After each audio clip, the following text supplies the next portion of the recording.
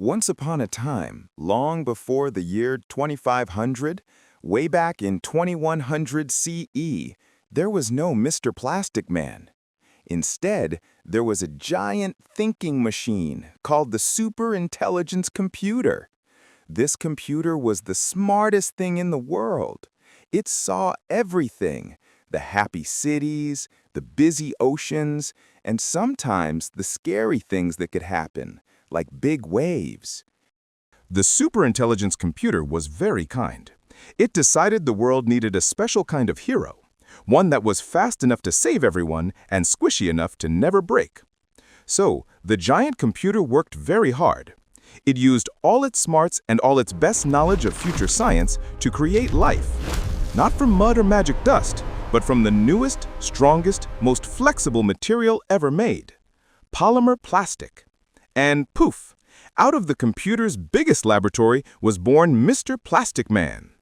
He wasn't made of skin and bones. He was made of bright, beautiful, bouncy plastic, put together perfectly by the superintelligence. His whole body was a vibrant royal blue, and he had big, friendly eyes. When he moved, his joints made a happy little boing-boing sound because he was so squishy.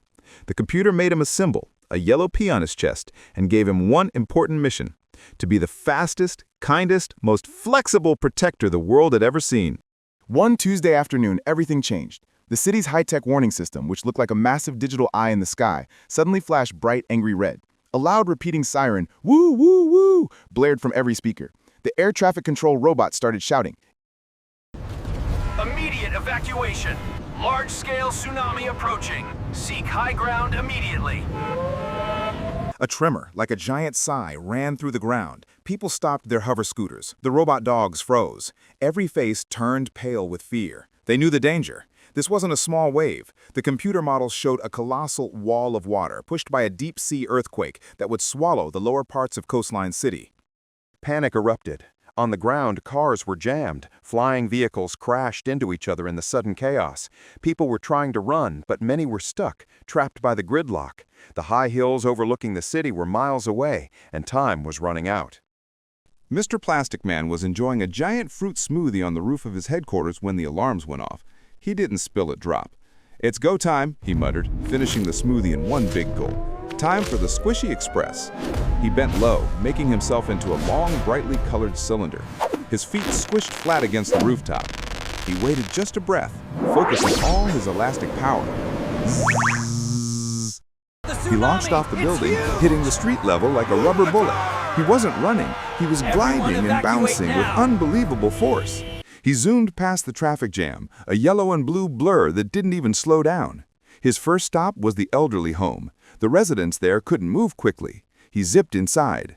"Hello, everyone! Speedy taxi service is here," he said cheerfully.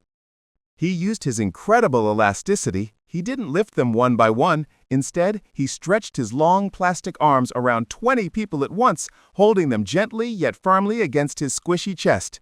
They were safe, like little dolls held by a giant, kind hand. Squish flash!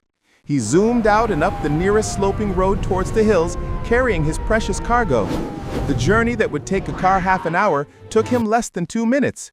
He dropped them off safely with the emergency responders already waiting. The bridge blockade, but there was a huge problem. A key evacuation route crossed the harbor bridge, a massive suspension bridge that led straight to the highest hill. In the panic, a huge tanker truck had crashed and blocked all 6 lanes. Hundreds of people were stuck on the bridge, the roaring sound of the approaching tsunami growing louder with every second. Mr. Plastic Man knew he couldn't just push the truck.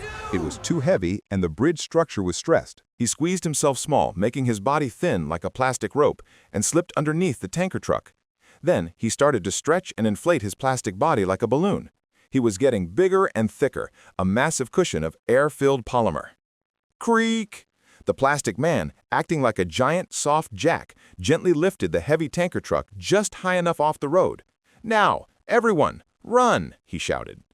The people streamed under the lifted truck, their relief washing over them. As soon as the last person was past, Mr. Plastic Man let the air out of his body with a quick whoop, shrinking down and letting the truck settle back down without damage. The tsunami was now visible.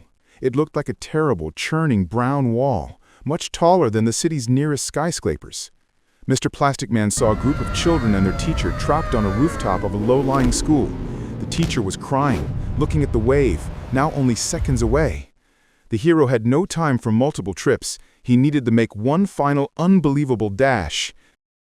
He made his body into a massive wide plastic sheet, a human trampoline. He instructed the teacher to get all the children onto him. "Hold on tight, this is the fastest ride you'll ever take," he yelled over the roar of the water. He gathered all the children and the teacher onto his wide, springy body. Then he focused his energy. He tightened his polymer fibers to their absolute maximum, transforming himself into a giant, taut, colorful slingshot. Boing! He launched himself and his passengers in one single, breathtaking leap. He soared over the remaining buildings, high above the rushing water, landing with a soft, gentle thud right in the designated safe zone on the highest hill. He had saved every single person.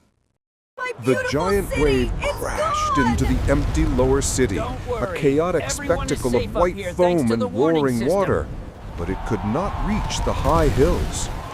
When the danger had passed and the water receded, the people rushed to thank their hero.